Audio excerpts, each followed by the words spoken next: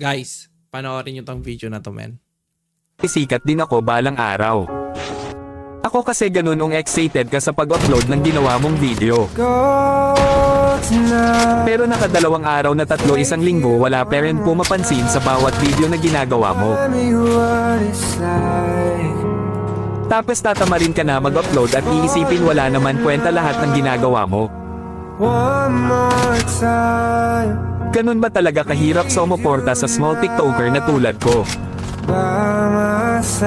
Ganun ba talaga kahirap pindutin ng CP ng one tap? Ako kasi bawat vid na mapanood ko sinusupport ko kasi malaking bagay yun sa nag-upload ng vid, magiging dahilan yun. So, sangga lang yan, men. Sisikat din ako balang araw. Guys, yan din yung dati kong sinasabi sa sarili ko, men. And hanggang ngayon, di pa rin ako sikat. Alam nyo yun, guys, yung feeling na ganun. Etong video na to, men, dumaan lang sa feed ko or sa walls ko kanina. And nakita ko to, gawa ni Ape Hector. Ayan, APE Hector. Sa pagiging content creator, kasi guys, sobrang hirap talaga. Hindi siya yung madaling gawin. Hindi siya yung madaling, pagkapindot mo ng record, yun na yun guys eh. Hindi eh. Dito kasi, lalo na sa TikTok, sobrang hirap sumikat dito kung hindi ka magpakita ng bago. Or, yung paglalaro ng game, gaya ng gameplay nila na shotgun, puro one tap.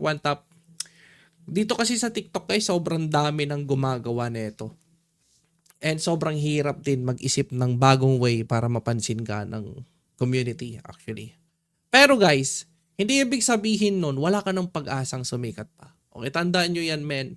It takes time. Gaya sa amin, hindi ko sinasabi sikat ako guys Gaya sa amin, nag-grind po kami for 3 years, 4 years mahigit. Hanggang sa kahit papano guys, swinerte kami or nakilala kami. Swertehan lang yan guys, swertehan lang men. It takes time. Talagang ganyan talaga, mahirap. Hindi ka kasi pwedeng mag-grow agad-agad sa isang araw lang. Depende kung gagawa ka ng kabulastugan. Pero hindi talaga ganun guys eh. It takes time, patience, and consistency. Yun yung kailangan mo. Dapat nag-upload ka ng bago, mag-isip ka ng magandang idea para magkaroon ka ng bagong content. And magugustuhan yan ng tao one day, man. Balang araw, sisikat din kayo sa mga nagko-content dyan, sa mga gumagawa lang ng mga TikToks, mga videos. Balang araw guys, gagaling din kayo. Tandaan nyo yan, men. Huwag kayong sumuko pag maliit yung mga views. Sa'yo lang yung tatandaan nyo, men. Maging consistent kayo. Mag-isip kayo ng magandang idea. And huwag nyo isipin yung viewership nyo, okay? Huwag nyo pong iisipin niya. Lulubog kayo dyan pag lagi nyong iniisip yung viewership, men eh. Kaya sa mga content creator, sa mga nagla-live dyan, huwag kayong mawalan ng pag-asa. Mag-grind lang kayo ng mag-grind. Kasi balang araw, sisikat din kayo, men. Promise, sisikat din kayo. Makachamba lang kayo, guys. Kailangan ng pagiging luck eh. Alam mo yun? Kailangan maswertehan mo lang yun eh.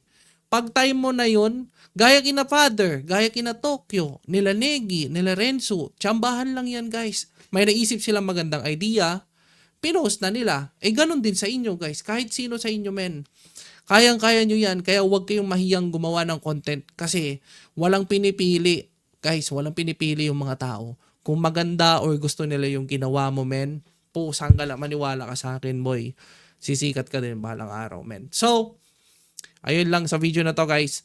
And, hindi muna ako magla-live today. Bukas, makikita nyo na ako magla-live. Pag pumulan na to, magla-live na tayo. Huwag niyo kalimutan mag-like and mag-comment ha. Salamat!